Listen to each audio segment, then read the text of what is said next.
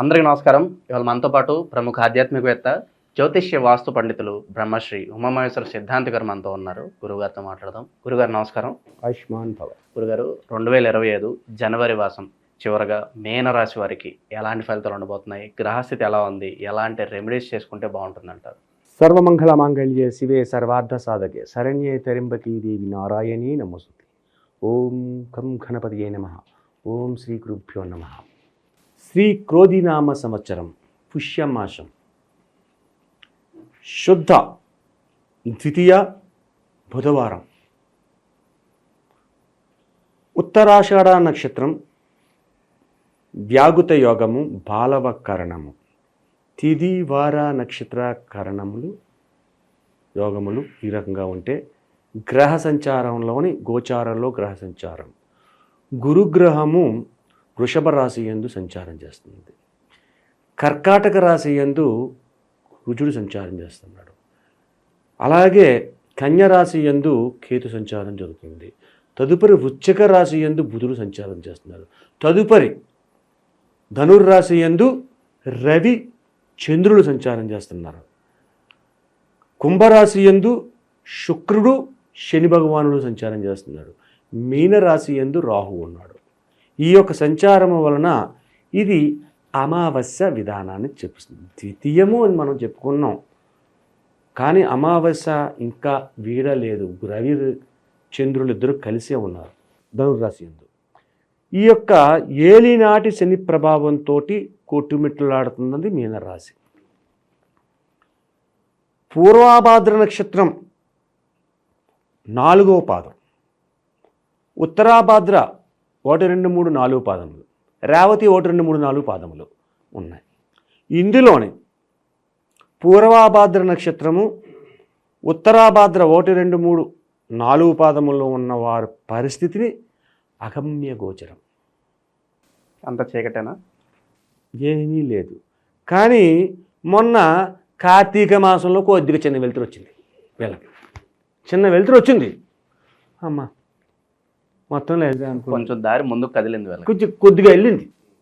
కొద్దిగా రుణబాధలు తొలిని ఏదో చేశాడు కార్తీక మాసంలో ఆ పరమేశ్వరుడు కటాక్షం వల్ల. అయితే కార్తీక మాసం వెళ్ళిపోయింది అంటే నవంబర్ నెలది, డిసెంబర్ నెలలో మళ్ళీ మామూలే. ఏం చేయాలో అర్థం కావట్లేదు. ఆదాయం లేదు. ఇంకేముంది మీనరాశి వారికి? అప్పులు కూడా దొరకట్లేదు వాళ్ళకి. అప్పులు కూడా దొరకట్లేదు. అప్పిచ్చేవాడు కూడా లేడు ఇక్కడ. ఇదివరకు అప్పులు ఇచ్చి ఇప్పుడు అప్పుచ్చేవాడు లేడు. ఒకవేళ వీళ్ళ దగ్గర ఉన్నదాన్ని ఏదైనా పెట్టి చేద్దామని ఎదరికెళ్ళాడుకో బోర్లా పడిపోతున్నాడు. అది పోతుంది. అప్పులు రావట్లేదు, ఆదాయం లేదు, వ్యవహారం లేదు. కొంతమంది జ్యోతిష్యులేమో మీనరాశి వారు ఇంకేముంది ఇంత వచ్చేస్తుంది అంత వచ్చేస్తుంది అంటారు. ఏది రావట్లేదు వీళ్ళకి. అగమ్య గోచరంతో సంచరిస్తున్నారు. ఏం చేయాలో అర్థం కావట్లేదు. అయితే గుర్రం గుడ్డిదైనా దాణా తప్పదు. ఒక సామెత ఉంది, పెద్దలు మనకు చెప్పింది, గుర్రం గుడిదైనా దాణా మాత్రం తప్పదు, దాణా పెట్టాలి. ఎన్ని కష్టాలు వచ్చినా ఎంత ఇరుక్కుపోతున్నా పండగ రోజు వచ్చాయి. జనవరి నెల పండగ రోజులు వచ్చాయి. ఈ పండగ రోజు పండగ నాడు పిండి వంట లేకపోయినా పర్వాలేదు, కానీ ఫస్ట్ ఉండకూడదు. పండగ నాడు పిండి వంట వండకూడడానికి ఓపిక లేదు, మానే ఆర్డర్ నిన్ను ఎవరు అడగరు. ఫస్ట్ ఉంటానంటే ఎలా కుడుతుంది? చూసి ఉడికి బాగోదు. పండగ పూట ఫస్ట్ ఉండడం జరగదు. కాబట్టి ఏదో అప్పుడే వస్తుంది. ఎప్పుడైతే ఈ మీనరాశి వారికి రేవతి నక్షత్రంలో ఉన్న మీనరాశి వారిని చెప్పట్లేదు నేను. రేవతి నక్షత్రానికి వేరే చెప్పాలి మీనరాశికి ఫలితాలు. ఈ యొక్క పూర్వాభాద్ర 4వ పాదం వారికి, ఉత్తరాభాద్ర 1, 2, 3, 4 పాదం వారికి చెప్తున్నాను. ఈ యొక్క ఈ మీనరాశిలో ఉన్న వీళ్ళకి ఉన్న పరిస్థితితో చాలక కొత్త పరిస్థితులు వస్తాయి. అనుకోని ఖర్చులు వస్తే అది కూడా భరించాలి. పండక్కి పిల్లలకి వాళ్ళకి చేయాలి, బట్టలు కొనాలి, ఇది పెట్టాలి అది పెట్టాలి, ఏది లేదు. ఫస్ట్ పెట్టడం కుదరదు. ఎవడో చుట్టూ లాంటి వాడు ఎవడో ఇంటికి వచ్చి కూర్చున్నాడు అంటే ఆ 4 రోజులు ఆడిని పంపించాలి. పెంచకపోతే ఆడ అనేక రకాలు చెప్తాడు. బయటికి వెళ్ళి ఆడ ఊరికి వెళ్ళినవరా పండగ కనీసం భోజనం కూడా పెట్టకుండా బయట పంపించేశారు అంటాడు. కాబట్టి అది కుదరదు. అతిథి దేవోభవ అంటారు అతిథి కాబట్టి దేవోభవ. మర్యాదలు చేయాలి, తప్పదు. చెయ్యాలి. ఎక్కడి నుంచి వచ్చేస్తాడు? చెయ్యాలి, తప్పదు. అప్పో సప్పో చేయడమో, లేదంటే ఏదో తాళిబొట్లు అమ్ముకోవడమో, మంగళసూత్రాలు అమ్ముకోవడమో, లేదంటే చేతున్న ఉంగరాలు అమ్ముకోవడమో ఏదో చేయాలి. నష్టపోయాడు. ఇటువంటి ఫలితాన్ని మేనరాశి వారు పూర్వాభాద్ర 4వ పాదం, ఉత్తరాభాద్ర 1, 2, 3, 4 పాదాలు ఇదే పరిస్థితి. సరేనండి, రేవతి 1, 2, 3, 4 పాదాలు ఉన్నాయి కదా, మరి వీళ్ళ పరిస్థితి ఏంటి? వీళ్ళకి ఏలి నాటి శని ప్రభావం రెండోసారి వచ్చింది. ఈ జాన్యువరి నెల కాడి నుంచి మొన్న కార్తీక మాసంలో కొంచెం కుదుట పడ్డా ఉద్యోగ రంగాలన్నీ మార్పులు చెందిన, డిసెంబర్ నెలలో ఉద్యోగ రంగాల మార్పులు చెందిన ఈ యొక్క 4 పాదాల నక్షత్రం, రేవతి నక్షత్రం ఉన్నవారికి అనుకూలవంతమైన పరిస్థితి ఏర్పడింది. అంటే ఏంటి? పైకి మాత్రం గుంభనంగా ముందతనంగా కనపడుతుంది, పర్వాలేదు, డబ్బు లేకపోలేదు, ఉంది, నష్టాన్ని కష్టాన్ని చవిచూసేయట్లేదు, బాగానే నడుస్తున్నాడు, ఉన్నవాడినే ఇలా కనపడతాడు. కానీ మనోవేదన ఉంది వీళ్ళకి. ఈ రేవతి నక్షత్రం వాళ్ళకి మనోవేదన చెప్పుకోలేడు. ఎందుకురా ఏడుతున్నావు అంటే ఎగ్గొట్టానికి అన్నాడు. అలా చెప్పుకోలేని పరిస్థితుల్లో ఈ మీనరాశి వాళ్ళు ఉంటారు, ఈ యొక్క రేవతి నక్షత్రంలో. ఈ రేవతి నక్షత్రం వాళ్ళకు ఒక శుభవార్త కూడా ఉంది ఈ యొక్క జనవరి నెలలో. ఏంటయ్యా? ఉద్యోగ రంగంలో ఉన్న వాళ్ళకి ప్రమోషన్ వస్తుంది. అలాగే కొత్తగా పెళ్ళయ్యి, రేవతి నక్షత్రంలో ఉన్నవారు కొత్తగా పెళ్ళయ్యి అత్తవారి ఇంటికి వెళ్తే మాంగారి దగ్గర నుంచి మంచి ఉన్నతమైన బహుమతి పొందుతారు. బంగారం అవ్వచ్చు, లేకపోతే ఒక ఇల్లు అవ్వచ్చు, ఒక స్థలం అవ్వచ్చు, అల్లుడు గారికి కొత్త అల్లుడు ఇవ్వాలి. ఈ యొక్క రేవతి నక్షత్రంలో ఉన్న రాశి వారి గురించి చెప్తున్నాను, మీనరాశికి అటువంటి ఫలితాన్ని పొందుతారు. అయితే ఈ యొక్క ఉన్న నక్షత్రాలు ఉన్నది పూర్వభాద్ర, ఉత్తరాభాద్ర నక్షత్రంలో ఉన్న వారికి మాత్రం నష్టాలు కష్టాలు చవి చూడాలి. ఈ నష్టాలు కష్టాలు చవి చూడాలంటే ఏం చేయాలి? సరే, ఏలినాటి శని ప్రభావం వలన ఆరోగ్యపరమైన పరిస్థితిని ఎదుర్కోవాలి. ఇలా ఆరోగ్యం దెబ్బతింటది. ఎవరిది? పూర్వాభాద్ర 4వ పాదం, ఉత్తరాభాద్ర 1, 2, 3, 4 పాదాలు వీళ్ళకి. ఇది మెంటల్ స్ట్రెస్ వల్ల అంటారా? అన్ని రకాలుగా ఏం చేయాలో అర్థం కాని పరిస్థితుల్లో తిండి తినరు, వేళకి తిండి తినని పరిస్థితుల్లో ఉండిపోతారు. అప్పుడు రోగాలు రావడానికి అవకాశం ఉంటుంది. అటువంటి పరిస్థితుల్లో ఆరోగ్యాన్ని జాగరూకతగా చూసుకోవాలి. అనారోగ్య పాలు అయిపోవడానికి ఉంటుంది. వైవాహిక జీవితం ఎలా ఉండబోతుంది మరి? వైవాహిక జీవితం ఎలా ఉండబోతుంది ఈ మాసం? అనారోగ్యం అనే పరిస్థితుల్లోనే ఏ విధమైన అనారోగ్యం వస్తుంది వీళ్ళకి? రేవతి నక్షత్రం వాళ్ళకి కాదు, ఉన్న 2 నక్షత్రాల గురించి చెప్తున్నాను. అనారోగ్యం అనే పరిస్థితి ఏంటంటే హార్ట్కి సంబంధించిన విధానం, గుండె జబ్బుకు గురైపోతారు. అలాగే మెంటల్ టెన్షన్ ఎక్కువ పడిపోతారు, ఎక్కువ మెంటల్ టెన్షన్ పడతారు. అటువంటి స్థితిలో ఉంటారు. వైవాహిక జీవితం ఎలా ఉండబోతుంది ఈ మాసం వీళ్ళకి? కార్తీక మాసం కాడి నుంచి ఈ మీనరాశి వారి వైవాహిక జీవితం పెద్దగా విశేషంగా ఏమీ లేదు. భార్యాభర్తలు కొట్లాడుకోవట్లేదు, భార్యాభర్తలు కొట్లాడుకోవట్లేదు, కానీ ఏంటంటే ముభావంగా ఉండిపోతారు. ముభావంగా భార్యాభర్తలు ఉంటారు, తక్కువ మాట్లాడతారు. ఈ మీనరాశి వారు పూర్వభాద్ర, ఉత్తరాభాద్ర నక్షత్రం పాదాల్లో ఉన్నవారు మౌనంగా ఉంటారు. మౌనం అని ఈ భాష మోగ మనసు అంటే ఏమైంది? ఇంకా మౌనానికి మించిన రెమెడీ ఏమన్నా? ఇంకే కూడా లేదు. భార్యాభర్తలు ఇద్దరు భర్త తిట్టేయడంకో భార్య మౌనం వహిస్తే ఆడు ఎంతసేపు తిట్టగలడు? అరగంట తిట్టుకోగలడు. లేదు భార్య తిడుతుంది, ఈడు మౌనంగా ఉన్నాడంటే ఎంతసేపు తిట్టగలుగుతుంది? ఆ మనిషి అదనకుండా కూర్చుని వీడు బయటకు వెళ్ళిపోతాడు. వీడు బయటకు వెళ్ళిపోతాడు, ఇంకెవరు తిడుతుంది? సమస్య ఆ రకంగా పరిష్కారం అవుతుంది. ఎవరికి? ఈ నక్షత్రంలో, రేవతి నక్షత్రంలో ఉన్న వాళ్ళకి రాదు. రేవతి నక్షత్రంలో ఉన్నవారు కలిసిమెలిసి ఉన్నారు, ఆనందదాయకంగా ఉన్నారు భార్యాభర్తలు. ఓకే, చివరిగా మరి కొంచెం పరిస్థితులు బాగాలేదు కాబట్టి చాలా జాగ్రత్తగా ఉండాలి అంటే ఏం చెప్తారు? దేనిలో ఉండాలంట? మౌనంగా ఉండాలి. మౌనంగా ఉన్నందువలన వచ్చేదానికి ఏ సమస్య రాదు. ఎందుకంటే ఎదుటి వాళ్ళని తిట్టాడు, ఒరే వెధవా అన్నాడు, నన్ను ఎదవా అంటావరా, పనికి హిమాలయం వెధవా అని చెప్పి అనకూడదు, ఆడు పాపని అడేపోతాడు అని మౌనం వహించామనుకో ఆ తిట్టినోడికే బాధ కలుగుతుంది. అది అనవసరంగా తిట్టానరా అని మౌనం. ఈ యొక్క మౌన దీక్ష వల్ల ఈ యొక్క మీనరాశి వారికి అత్యధికమైన శుభ ఫలితాలను పొందుతారు. ఇప్పుడు ఎవడో తిట్టాడు, ఆడిని మనం తిట్టేస్తే ఆడికి ఒరిగింది లేదు, నీకు తరిగింది లేదు. కాబట్టి మౌనంగా ఉండడం అనేది ఈ మీనరాశి వారు ఇప్పుడు చేయవలసింది. పూర్వాభాద్ర 4వ పాదం, ఉత్తరాభాద్ర 1, 2, 3, 4 పాదాల వాళ్ళు చేయవలసింది మౌనమే. రేవతి నక్షత్రం వాళ్ళు మౌనంగా ఉంటారు. రేవతి నక్షత్రం అంటే చాలా పవర్ఫుల్. పరిస్థితులు అయితే బాగాలేదు, మరి పరిస్థితులు బాగాలేదు కాబట్టి జీవితం ఏం ఆగిపోకూడదు. వీళ్ళు ధైర్యంగా ముందడుగు వేయడానికి, ఇంకా మంచి శుభ ఫలితాలు పొందడానికి అద్భుతమైన రెమెడీస్ ఏమైనా ఉంటే తెలియజేయండి మీనరాశి వారి కోసం. మీనరాశి వారికి రెమెడీ ఈ విధంగా అంటే ఏలినాటి శని ప్రభావంతో ఉన్నవాళ్ళు, మొత్తం 3 నక్షత్రంలో 3 పాదాలు ఉన్న వాళ్ళకి ఒకే రకంగా చెప్పుకోవాలి.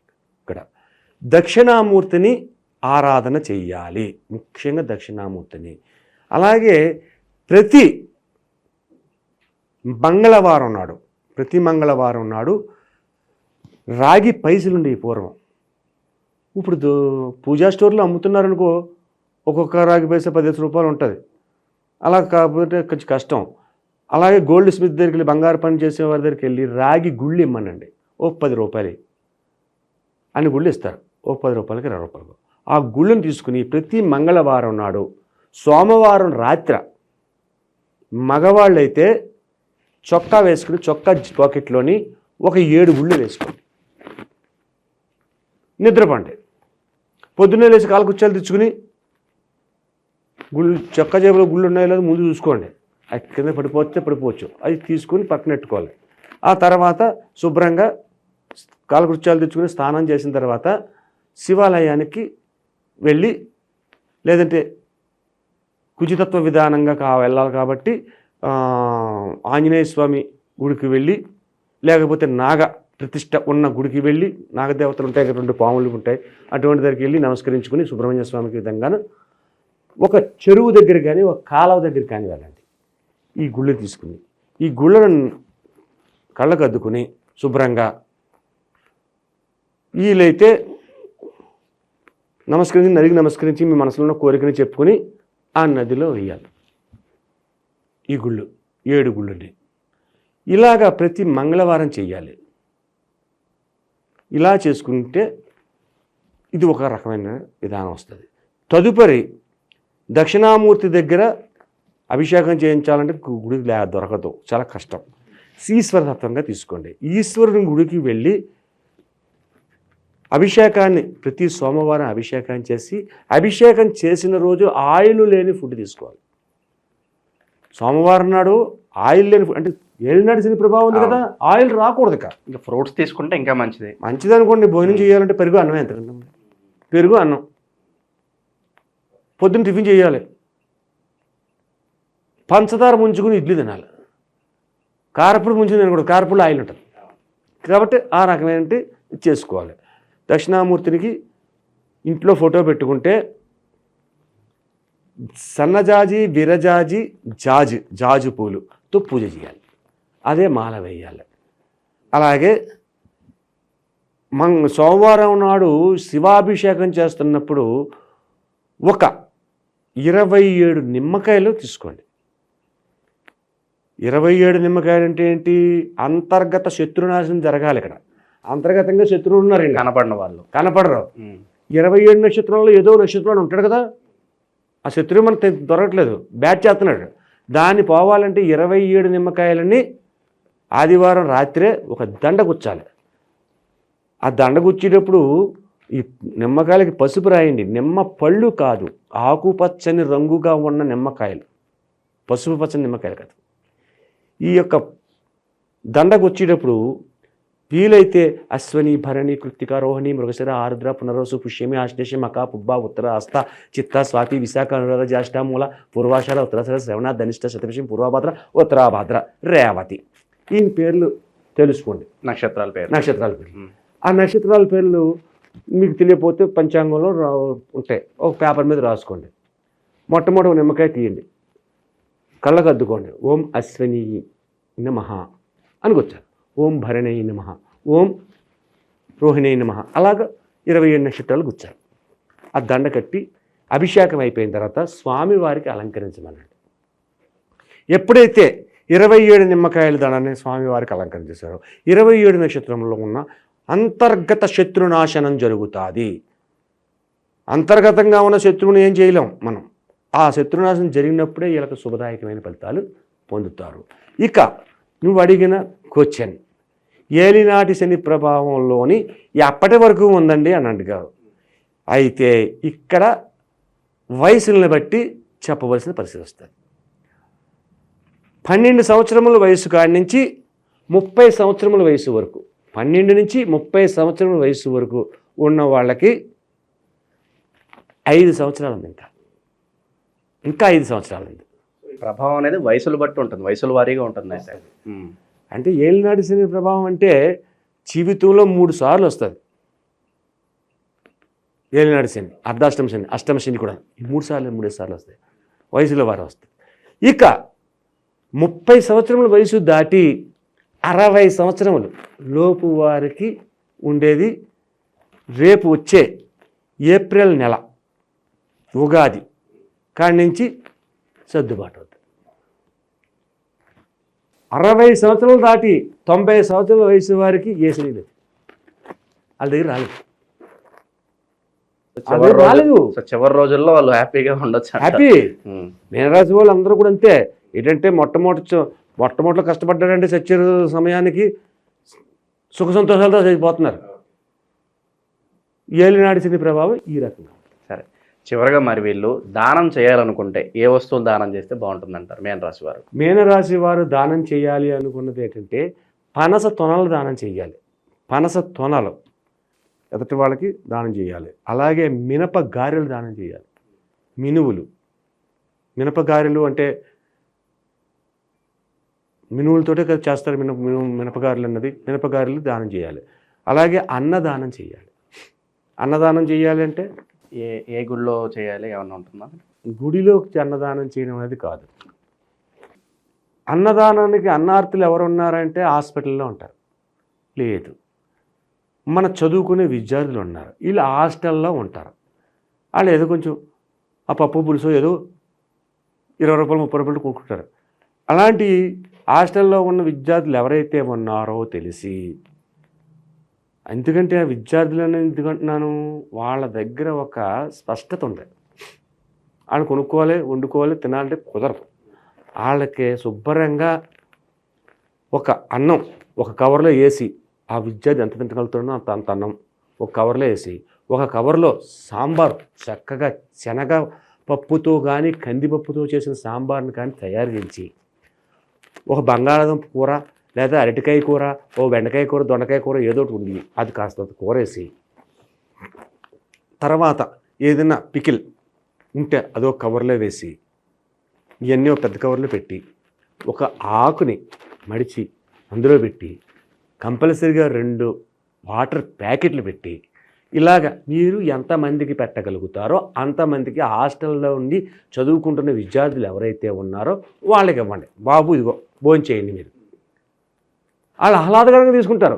అయితే బయట ఉన్న వ్యక్తులకు ఇచ్చామనుకోండి ఏం జరుగుతుంది, ఈ డ్రింక్ చేస్తాడు, తాగుబోతుకి ఇచ్చారు, ఆడు లేదంటే ఒక బెగ్గరికి ఇచ్చారు, ఆ బెగ్గర ఆడేం చేస్తాడు, అన్నం తిందామని చెప్పేసి తింటాడని మీరు ఇచ్చారు, ఆడేం చేస్తాడు, పక్కన కాకేస్తాడు, ఒరే భోజనం బయట 100 రూపాయలు అవుతుంది కదా, నన్ను 40 రూపాయలు ఇచ్చారా, 50 రూపాయలు ఇచ్చే, ఇదిగో నీకు ఇచ్చాను.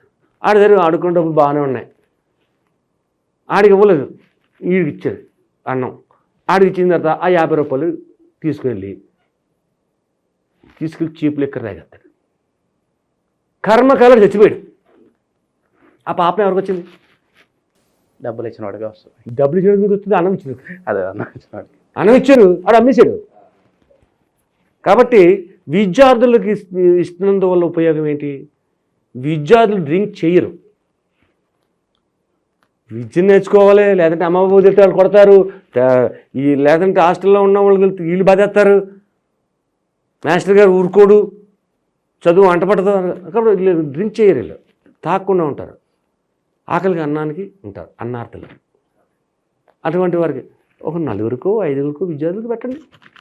అన్నదానం చేసినంత వల్ల ఫలితం అమోఘమైన ఫలితాలు వస్తుంది మీనరాశి వారికి.